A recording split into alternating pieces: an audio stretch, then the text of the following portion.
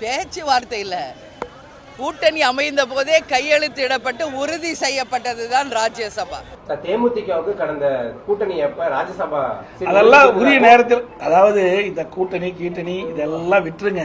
நீங்க தேவையில்லாத கேள்வியெல்லாம் கேட்க வேண்டாம், புரியுதா? அது யார் சொன்னா? நாங்க தான் சொன்னோமா? சொல்லுங்க பார்க்கலாம்.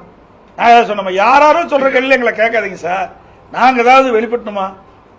தேர்தல் அறிக்கை வந்ததில்ல, நாடாளுமன்ற தேர்தல் வந்ததில்ல. தேர்தலில் என்ன வெளியிட்டோம் படிச்சு பாருங்க. அப்படிதான் நடந்துக்கும். பேச்சுவார்த்தை இல்ல, கூட்டணி அமைந்த போதே கையெழுத்திடப்பட்டு உறுதி செய்யப்பட்டதுதான் ராஜ்யசபா. தேமுதிகவுக்கு கடந்த கூட்டணி எப்ப ராஜ்யசபா அதெல்லாம் உரிய நேரத்தில், அதாவது இந்த கூட்டணி இதெல்லாம் விட்டுருங்க. நீங்க தேவையில்லாத கேள்வியெல்லாம் கேட்க வேண்டாம், புரியுதா? அது யார் சொன்னா? நாங்க தான் சொன்னோமா? சொல்லுங்க பார்க்கலாம். நான் ஏதாவது சொன்னோமா? யாரும் சொல்ற கேள்வி எங்களை கேட்காதீங்க சார். நாங்க ஏதாவது வெளிப்பட்டணுமா? தேர்தல் அறிக்கை வந்ததில்ல, நாடாளுமன்ற தேர்தல் வந்ததில்ல. தேர்தலில் என்ன வெளியிட்டோம் படிச்சு பாருங்க.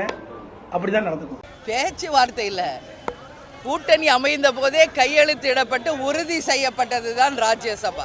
தேமுதிகவுக்கு கடந்த கூட்டணி எப்ப ராஜ்யசபா அதெல்லாம் உரிய நேரத்தில், அதாவது இந்த கூட்டணி இதெல்லாம் விட்டுருங்க. நீங்க தேவையில்லாத கேள்வியெல்லாம் கேட்க வேண்டாம், புரியுதா?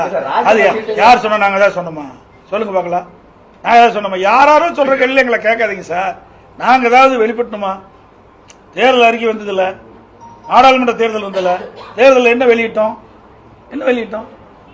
படிச்சு பாருங்க. அப்படிதான் நடந்துக்கும்.